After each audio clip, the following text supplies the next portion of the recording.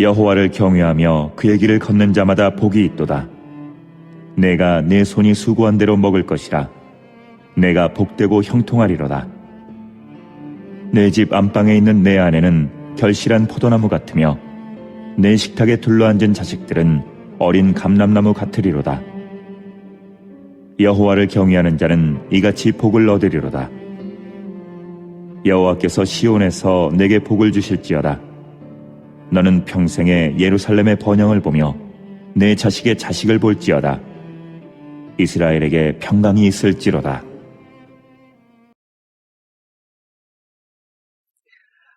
고유의 명절 추석을 앞두고 하나님 앞에 나오신 여러분 정말 잘 오셨습니다.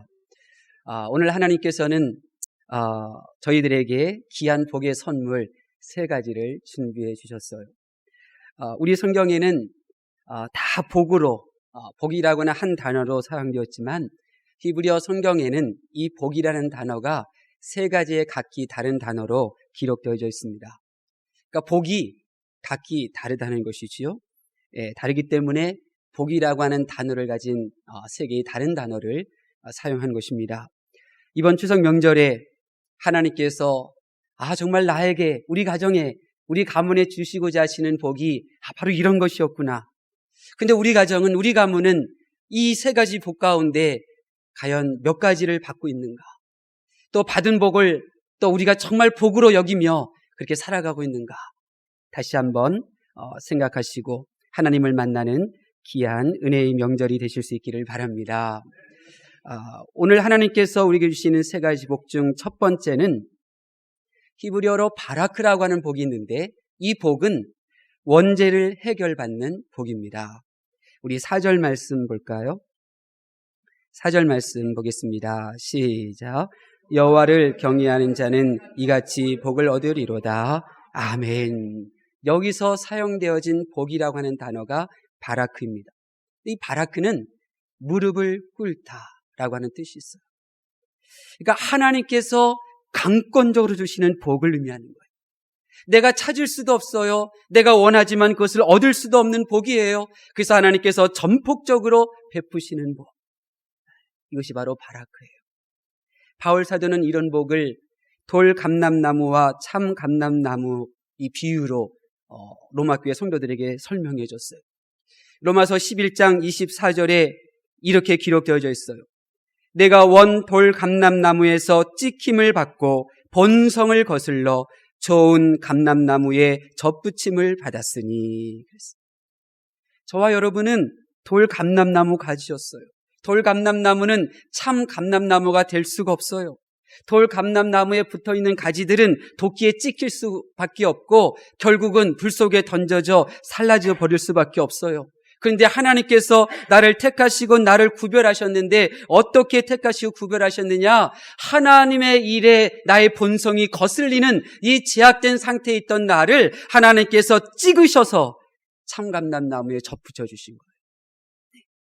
돌 감람나무에 붙어있던 나를 싹둑 잘라서 하나님의 전폭적인 은혜로 참 감람나무의 가지가 되게 하시고 참 감람나무 뿌리에서 올라오는 그 진액을 먹고 열매를 맺고 꽃을 피울 수 있도록 하나님께서 도와주셨어요. 이것이 바로 원죄에서 사함받은 성도의 모습과 같은 거예요. 나의 의지로는 절대로 나의 본성을 거슬러 하나님을 섬길 수가 없어요. 나의 본성을 거슬러 하나님의 말씀에 순종할 수가 없어요. 나는 절대로 나의 본성을 거슬리는 나의 의지를 사용하여 나의 원죄를 해결할 수가 없어요. 내 능력으로는 결코 원죄의 값을 치를 수가 없어요. 그런데 그 원죄가 해결되었어요. 이것이 바로 바라크의 복이라는 거예요. 이 바라크의 복, 나의 원죄가 해결되지 않는 그러한 상태에 있다면 우리는 죄 가운데서 태어나 죄가 죄인 줄 모르고 살다가 죄와 더불어 심판받아 죽게 돼요. 원죄 사함받는 것, 내가 거부한다고 해서 되는 일이 아니에요. 또 내가 원한다고 해서 되어지는 일도 아니에요. 그냥 하나님께서 다 죽어 마땅한 죄인들 가운데 그냥 하나님께서 택해 주신 거예요. 그래서 전폭적인 하나님의 은혜로 절대로 떨어질 수 없는 하나님의 자녀로 거듭나게 된 거죠. 이것이 바로 바라크의 복을 받은 자의 모습이에요. 이제 그가 부족함이 있고 실수하고 죄를 저질러도 절대로 하나님의 자녀됨에서 떨어질 수 없어요. 떨어질래야 떨어질 수 없는 원죄를 해결한 하나님의 자녀가 된 거예요. 이처럼 하나님께서 행하신 일 앞에 온전히 무릎 꿇고 받아들일 수밖에 없는 것, 이것이 바로 바라크의 복, 원죄를 해결받는 복입니다. 아브라함, 그도 원죄를 해결받는 복을 받았어요. 시편 1편에 나오는 복 있는 사람이 누구냐? 그때 사용되어지는 단어도 바라크, 원죄를 해결받은 사람이에요. 이번 추석 명절에 여러분의 가문에 바라크의 복이 임하기를 바랍니다. 여러분 가문의 모든 원죄가 해결받아 천국 가게 되었으니 그 구원의 감격과 기쁨으로 이번 명절을 지내실 수 있기를 바랍니다. 혹 아직까지도 원죄가 해결되지 않은 식구들이 있다면 주님을 증거하여 그들도 원죄를 해결받는 그 길을 발견하는 명절이 될 수 있도록 여러분이 사역하실 수 있기를 바랍니다. 두 번째로 에세르라고 하는 복이 있는데, 이것은 흔들리지 않는 마음, 첫사랑을 끝까지 간직하는 그 마음의 복이에요. 우리 1절 말씀 보겠습니다. 1절 말씀 시작. 여호와를 경외하며 아멘. 이 1절에서는 복을 바라크라는 단어를 사용하지 않고 에세르라고 하는 단어를 사용했어요. 이 에세르는 똑바로 가다, 직행하다라고 하는 뜻을 가진 아사르라고 하는 단어에서 온 단어예요. 그렇기 때문에 이 아사르라고 하는 단어의 그 본래적인 그 의미가 뭐냐면, 이제 원죄를 사함받았어요. 바라크의 복을 받고 원죄가 사함받으면 바로 그 사람 앞에는 세상 길만 있었는데 이제 하나님의 뜻을 행하는 길이 또 놓여지게 되었어요. 그런데 이 아사르의 복을 받지 아니하면 세상 길을 가다가 또 하나님 원하시는 길을 가다가 지그재그로 똑바로 가지 못하고 왔다 갔다 하게 되는 거예요. 이 아사르의 복을 받지 않으면 이 원죄의 사함을 받아도 착각할 때가 많아요. 어떤 성도는 나는 지금까지 하나님을 위한 길을 걸어왔어. 그렇게 하나님을 위한 길을 걸어왔다고 생각하지만 나중에 그 행위를 딱 돌이켜보면 철로의 선로와 같이 하나님을 향한 방향은 같았지만 다른 생각, 다른 은혜를 받으면서 그렇게 신앙생활한 것뿐이에요. 이유는 하나예요. 환경도 다른 사람도 잘못 아니에요. 내가 에세르의 복을 받지 못했기 때문에 그러는 거예요. 많은 사람들 가운데 나를 택하신 그 하나님의 그 사랑, 그 첫사랑을 지켜내는 이 에세르의 복을 받지 못했기 때문에 세상을 기웃거리는 것이고 주저앉는 것이고, 그리고 세상을 향하여 그 발길을 돌이키는 거예요. 예수님을 핍박하다가 다메섹 도상에서 예수님을 만난 사울, 그의 인생을 보면요, 그에게는 에세르의 복이 뚝뚝 흘러넘쳐요. 예수님을 영접하자마자 그는 즉시 예수님을 전도했어요. 예수님을 전하다가 얼마나 많은 핍박을 받았습니까? 사랑하는 디도 제자가 세상 길로 갔잖아요. 배신 때리고. 그가 복음을 전하면서 얼마나 세상 사람들로부터 무시당하고 핍박을 당했어요. 손해도 많이 보았어요. 그런데 그는 여전히 하나님을 향하여, 하나님께서 나에게 주신 그 표대를 향하여 흔들리지 않고 바로 직진하며 똑바로 걸어가잖아요. 사울에게는 이 에세르의 복이 있었던 거예요. 요셉, 그에게도 에세르의 복이 있었어요. 형들이 죽이려고 했어요. 형들이 종으로 팔았어요. 세상에 이런 하나님이 어디 있어요? 흔들릴 수 있잖아요. 종으로 팔려가고 열심히 생활했어요. 주인에게 인정받았지만 그러나 억울하게 감옥에 갇혔어요. 흔들릴 수 있어요. 그런데 그는 흔들리지 않잖아요. 그냥 직선으로 가잖아요. 그에게는 남들이 알지 못하는 첫사랑 변치 않는 에세르의 복이 그에게는 있었던 거예요. 엘리사, 그에게는 능력이 있었죠. 갈멜산에서 하늘에서 불을 떨어뜨리는 능력이 엘리사에게 있었어요. 그런데 엘리사에게는 능력은 받았을지는 모르지만 이 에세르의 복은 받지 못했어요. 그래서 그는 차라리 자기를 죽여달라고 기도하잖아요. 여러분, 에세르의 복을 받으셔야 합니다. 에세르의 복을 받으셔야 합니다. 저는 지금까지 한 번도 잊혀지지 않는 그런 단어, 사람들의 말들이 많이 있어요. 많이 들었어요. 그들의 결심, 그들의 각오, 그들의 이 신념 다 표현들했지만 그러나 다 떠나가요. 다 떠나가요. 다 주저앉아요. 다 넘어져요. 에셀의 복을 받지 못했기 때문에 그런 거예요. 마귀는 우는 사자와 같이 삼킬 자를 찾고 있습니다. 그러나 에셀의 복을 받아야 올무가 놓여진 길로 가지를 않는 것입니다. 마귀는 할 수만 있으면 믿는 자도 넘어뜨리려고 합니다. 그렇기 때문에 성도들은 반드시 에셀의 복을 받아야 합니다. 그래야 흔들리지 않습니다. 그래야 견고합니다. 우리 정태선 목사님이 30년 동안 외쳤던 메시지가 보니까 바로 이 에셀이더라고요. 뭐예요? 멍멍개야 짖어라. 나는 달리는 기차다. 나는 오직 내가 달려갈 걸 표대를 향하여 달려나갔던 바울 사도의 그 마음, 그것이 바로 그 단어에 함축적으로 표현되어져 있더라고요. 제 딸이 이제 20개월이 막 지났어요. 그래서 집에서 이제 대부분 제가 먼저 잠자는데 일주일에 2번 정도는 예은이가 이제 잠자는 모습을 지켜볼 때가 있어요. 그러면 잠자기 전에 머리에 손 얹고 제가 기도해요. 하나님, 이 예은이가 길을 걸어가다가 어머니의 손을 뿌리치고 자꾸 차도로 내려가려고 했다고 하네요. 어머니의 마음을 알아주지 못하는 이 죄성을 주님의 보혈로 깨끗이 씻겨주세요. 그래서 세상 살아가면서 정말 예은이를 위해 줄 줄 아는 사람의 그 마음을 오해해서 어리석은 선택하는 일 없도록 도와주세요. 그렇게 기도해요. 여러분, 왜 세상 사람이 교회를 신뢰하지 못합니까? 왜 성도들이 세상의 소리가 되지 못하는 것입니까? 원죄를 해결받는 복은 받았으나 하나님을 향하여 똑바로 걷는 에셀의 복을 성도들이 받지 못했기 때문입니다. 오히려 세상 사람들보다도 더 세상을 기웃거리고 세상 사람들보다도 더 이 땅의 것을 더 마음에 흡족히 여기는 그 모습들 때문에 하나님을 향하여 똑바로 걸어가는 성도의 모습을 보고 싶은데 자꾸만 주저앉고 세상 갔다가 교회 갔다가 왔다 갔다 하는 그 모습을 바라보며 세상 사람들이 교회에 대한 매력을 잃어버리고 있는 거예요. 여러분, 우리는 에셀의 이 복을 꼭 받으셔야 합니다. 다윗이 어떻게 흔들리지 않고 믿음의 길을 걸어갈 수가 있었습니까? 다윗은 깜깜한 밤에 흔들리다가도 그 다음날은 다시 제자리로 돌아올 수 있었어요. 그 이유는 오직 그에게는 에셀의 복이 임했기 때문입니다. 세상 사람들이 미련해 보일 수 있어요. 재미없는 삶인 것 같아요. 그러나 여러분, 하나님의 뜻대로 똑바로 걸어가는 그 인생길, 그의 심령 속에서 솟아나는 그 희열과 그 기쁨은 결코 이 세상의 것이 아니고 이 세상이 줄 수도 없는 것입니다. 여러분도 이 에셀의 복을 받으실 수 있기를 바랍니다.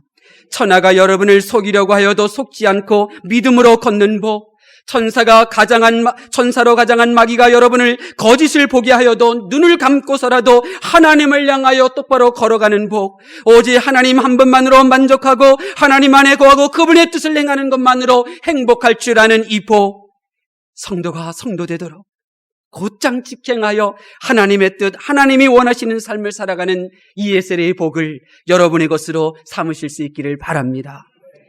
믿음의 사람인 여러분이 흔들리면 어떻게 해요? 여러분이 흔들리면 여러분의 가정이 어떻게 해요? 여러분이 흔들리면 교회는 어떡합니까? 마귀만 좋아하는 일이에요. 마귀만 좋아하는 일이에요. 성도들은 반드시 이 에셀의 복을 사모하시고 이 에셀의 복을 날마다 구하셔서 이 에셀의 복을 받으실 수 있기를 예수님의 이름으로 축원합니다. 마지막으로 투부의 복이 있는데 이것은 세상에서 받는 복이에요. 우리 5절 말씀 볼까요? 5절 말씀 보겠습니다. 시작. 여호와께서 시온에서 내게 복을 주실지어다. 너는 평생에 예루살렘의 번영을 보며 아멘.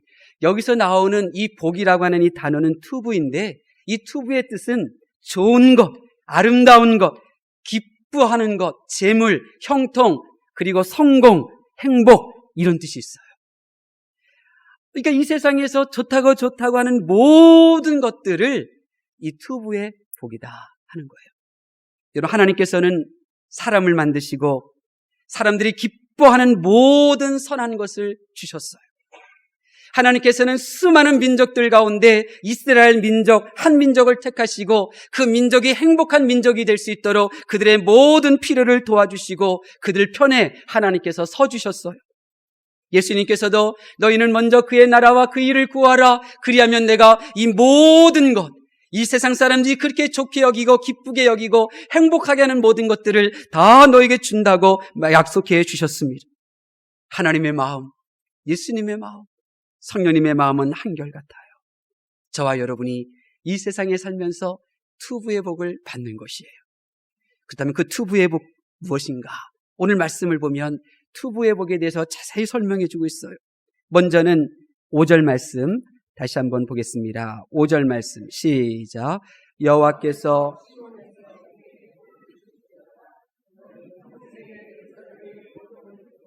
아멘. 예루살렘은 성전을 의미하잖아요. 교회에 복을 주시는 거예요. 내가 섬기는 그 교회가 번성하게 되는 그 복을 내가 육체로 살면서 그것을 보게 되는 것, 그것이 복이라는 거예요. 내가 섬기는 교회가 평안하여 든든히 서가는 복, 내가 예배하던 그 교회가 세상에 칭찬을 받는 복, 내가 하나님을 믿던 교회에 다음 세대들이 물밀듯 밀려오고 노년 세대들은 기뻐 행복하여 미소를 짓고 웃음소리가 울려 퍼지는 교회에 첫 예배를 드리던 순간에 눈물 콧물 쏟아가며 회개하는 그 교회, 지난날 육구를 위하여 살던 사람이 돌이키며 부모보다 더 탁월하게 쓰임받는 자녀들이 계속해서 가정에서 일어나는 그 교회, 민족과 인류를 위한 지도자가 배출되어지는 그 교회.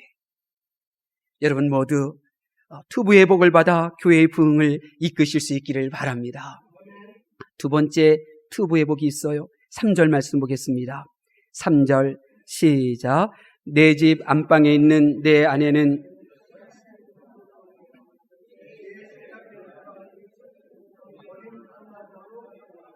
아멘. 가정 축복이에요. 가정 축복. 부모보다 자녀들이 더 잘 돼야 되지 않겠습니까? 부모가 행복했던 것보다 자녀들이 더 행복해야 되지 않겠습니까? 이것이 가정의 복이라는 거예요. 내가 이 땅에 살면서 불행했던 가정사를 자녀들은 경험하지 않아야 되는 것 아니겠습니까? 이것이 가정의 복이에요. 고기를 먹으며 다투고 불화하고 함께 살면 마음도 멀어지고 사랑도 식어지고 또 멀리 떨어져서 생활하면 괜히 마음이 편해지는 그런 가정이 아니라 함께 살아도 행복하고 멀리 살면 좀 만나고 싶어하는 그런 가정, 밥 한 끼 같이 먹기만 해도 쉼을 누리고 힘을 얻는 가정, 부모와 자녀들의 마음이 나뉘어지지 않고 하나가 되고 웃음이 넘치는 그 가정, 감사가 넘치는 그 가정, 그 가정에 대한 그 복을 여러분 받으실 수 있기를 바랍니다. 그리고 투부의 복 중 가운데 마지막 한 가지 복이 또 나와요. 우리 2절 말씀 보겠습니다. 2절 말씀 시작. 내가 내 손이 수고한 대로 먹을 것이라. 아멘. 교회가 잘 되고 가정이 복받고 이제 개인도 잘 된다는 거예요. 한 사람 한 사람에게도 복을 주신다는 거예요. 여러분, 이 세상은 우리가 수고하여도 수고한 대로 다 얻는 것이 아니에요. 내가 형통을 꿈꾸나 내가 하는 모든 일들이 다 잘 되는 것은 아니에요. 그러나 이것은 하나님께서 창조하신 세상의 모습이 아니죠. 이것은 하나님께서 창조하신 사람의 삶이 아니에요. 하나님께서 창조하신 이 세상은 내가 수고한 대로 얻는 것이고 하나님께서 창조하신 사람은 하는 일마다 잘 되고 형통하는 그 모습이에요.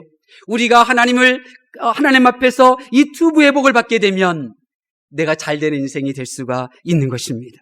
안 되던 일들이 해결되고요. 잘 돼야 될 일들은 더 잘 되어져 가는 거예요. 당장은 손해보는 일인 것 같지만 나중에 보면 그 일로 인하여 내가 더 많은 것을 깨닫고 더 많은 이익을 얻게 되는 것이죠. 평생토록 가난과 질병마귀는 나의 근처에 얼씬거리지도 않게 되고 있다가 즉시 떠나가는 복을 누리게 되는 것입니다. 하나님께서는 여러분의 인생에 이 투부의 복을 예비해 주셨습니다. 이번 추석들마다 여러분들이 투부의 복을 받는 그 모습들을 여러분의 식구들에게, 가문들에게 보여주실 수 있기를 바랍니다. 올해 보내주시고 내년에 보여주시는 모습은 더 좋은 모습이 되실 수 있기를 예수님의 이름으로 축원합니다. 하나님의 말씀을 경청하는 성도 여러분, 여러분과 여러분의 부모, 형제와 식구들은 원죄를 사함받는 이 바라크의 복을 받으셨습니까? 하나님을 믿는 여러분은 교회 생활하다가 어떤 소리, 어떤 일을 만나도 흔들리지 않고 똑바로 내게 주신 직분, 내게 맡기신 사명, 그 믿음의 길을 똑바로 걷는 이 에세리의 이 복을 받으셨습니까? 육체의 몸을 입고 이 세상에 사는 동안 하나님께서 아름답게 여기시는 그 모든 선한 것들을 다 나의 것으로 삼는, 교회가 잘 되고 가정이 축복받고 나의 인생이 형통하는 투부의 복을 받고 계십니까? 우리의 문제는 원죄를 사함받는 복만으로 만족하거나 아니면 그것조차도 복으로 여기지 않고 하찮게 여기며 생활하고 있다는 것입니다. 하나님께서 우리에게 넘치는 복을 예비해 주셨는데 다른 두 가지 복은 꿈도 꾸지 않고 지내고 있는데 바로 우리의 인생에 고달픈 모든 문제들의 원인이 거기에 있는 것입니다. 오늘 본문에 보면 하나님께서 누구에게 이 세 가지의 복을 주셨는가? 성전을 향하여 오르는 자입니다. 여러분들이 이 세 가지 원죄를 사함받는 기쁨과 감격, 하나님께서 내게 주신 그 첫 마음, 어떤 환경과 형편 가운데서도 변치 않고 똑바로 하나님의 뜻을 향하여 걸어가는 그 기쁨, 그리고 육체의 몸을 입고 걸어가는 동안 모든 필요를 채워주시는 이 놀라운 투부의 이 복을 받으시려면 여러분은 성전을 향하여 올라가셔야만 합니다. 왜 성전에 올라가야 되는 줄 아세요? 왜 하나님께서 성전에 오르는 자에게 복을 주시는 줄 아십니까? 시온은 아브라함이 이삭을 바쳤던 장소입니다. 근데 이 시온은 어떤 뜻이 있느냐면 비석, 이정표, 마른 땅, 이런 뜻이 있어요. 시온 땅은 하나님께서 구원받은 백성을 위하여 비석을 세우셨는데 십자가에 달리신 예수 그리스도의 비석을 세우셨고, 그리고 이 비석이 구원받은 백성이 천국으로 가는 이정표가 되도록 하나님께서 그렇게 길을 열어 주신다는 겁니다. 이 시온은 마른 땅이라고 하는 뜻이 있는데 이 시온에 오는 자들은 영적으로 가뭄이 들어 죽어가는 자들이며 심령이 메마른 자들이어서 나는 이 세상의 그 어떤 것들로도 나를 살릴 수 없고 오직 예수님, 오직 하나님만이 나를 살릴 수 있다, 하나님의 은혜만이 나를 살릴 수 있다고 사모하는 마음, 그 죽어가는 마음, 영적으로 가뭄이 든 그 마음을 가지고 모여드는 곳입니다. 바로 이 시온이 오늘날의 교회인 것입니다. 교회는 예수님께서 달리신 십자가를 이정표로 삼고 천국을 가리키며 그리고 천국을 가르치는 곳입니다. 교회는 심령이 메마른 자들이 오직 갈보리의 십자가, 주님의 보혈, 그 보혈만이 나를 살릴 수 있기에 그 보혈의 은혜를 사모하며 달려가야 할 장소인 것입니다. 그러므로 교회에 오는 자, 예수님께서 못 박히신 십자가로 오는 것이며 교회에 오는 것은 예수님께서 흘리신 보혈 아래로 모여드는 것입니다. 성경은 이렇게 우리에게 말하고 있어요. 예수님께서 채찍에 맞으심으로 우리가 나음을 입었다고, 예수님께서 징계를 받으심으로 우리가 평화를 누리게 되었다고.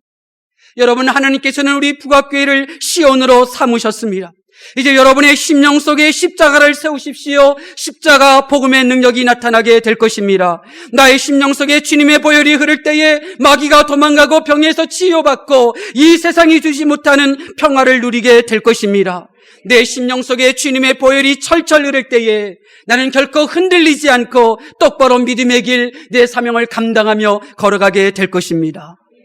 이 세상에 고통당하는 자, 슬퍼당하는 자, 선인 줄 알면서도 선을 행하다가 지치고 선인 줄 알면서도 선을 행하려고 하지 않는 자 얼마나 많이 있습니까? 그들이 살 수 있는 길은 교회요, 십자가밖에 없는 줄로 믿습니다. 그들의 마음이 예수님의 마음을 사모하게 하십시오. 이 세상에 버림받은 자들의 심령 속에 예수님의 보혈만이 사는 길임을, 주님의 보혈이 철철 흘러넘치도록 주님의 몸된 교회로 데려오실 수 있기를 바랍니다. 십자가를 사모하며 북악교회로 모여드는 심령들마다 예수님께서 살려주시고 복음의 능력, 기적의 능력을 베풀어 주실 줄로 믿습니다.